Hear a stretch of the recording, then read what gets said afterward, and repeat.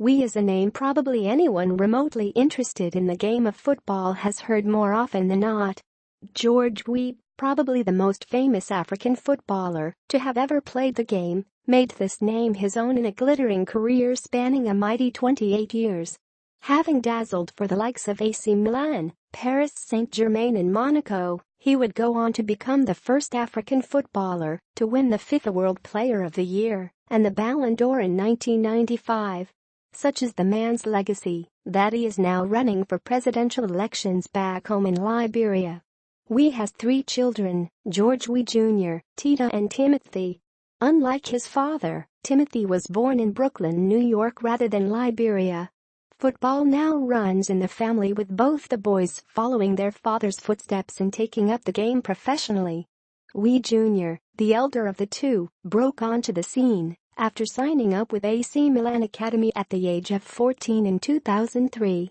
He would be released from the team in 2007, before traveling through hosts of clubs in Europe ever since then. With the famous name running on the back of his shirt, comparisons to the senior have always been inevitable. That burden of expectations and curiosity has followed the younger son, Timothy, ever since his introduction to professional football. He learned the basics of the sport at a small facility named Rosedale Soccer Club in Queens, New York. That facility was owned by his uncle Michael Duncan. Tim credits his mother as to where it all started for him. In an interview with Michael Lewis from BigAppleSixer.com in 2013, Timothy had said, "She knows the game a lot because she watched my dad." Even at an early age, the comparisons with his dad soon followed Timothy wherever he went. "Wherever we went to malls and stuff, and everyone would be like, 'Oh, that's George Weah.' I would just laugh and say, 'My dad was one of the greatest players and I want to follow in his footsteps.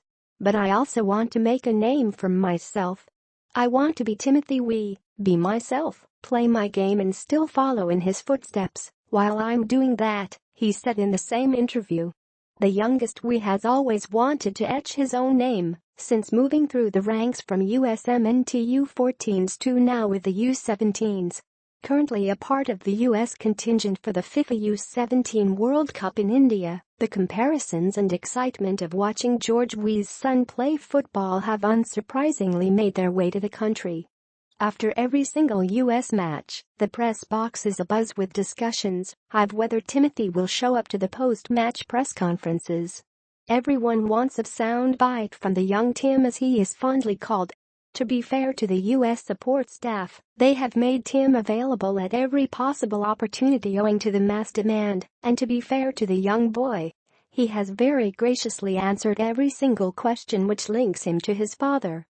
The questions bombarded to him have centered around the name on the back of his shirt, but the 17-year-old has taken them all in his stride with aplomb. One can sense that young Tim knows that it all comes with the territory, and he does not seek to fight it. He rather lets his own hard work on the pitch do all the talking.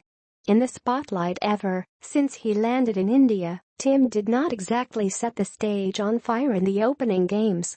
It is not for a lack of trying though, chances simply haven't fallen his way as they have to his other teammates. Striker Josh Sargent was taking all the plaudits ever since his starring role for the U20 side in the World Cup earlier this year. Even Timothy spoke of his desire to help Sargent achieve the dream of the Golden Boot in the current World Cup before their arrival in India. When Sargent was himself asked what he thought of Tim's dedication to his cause after their opening game victory over hosts India, he had somewhat predicted that things would start to happen for his teammate himself very soon.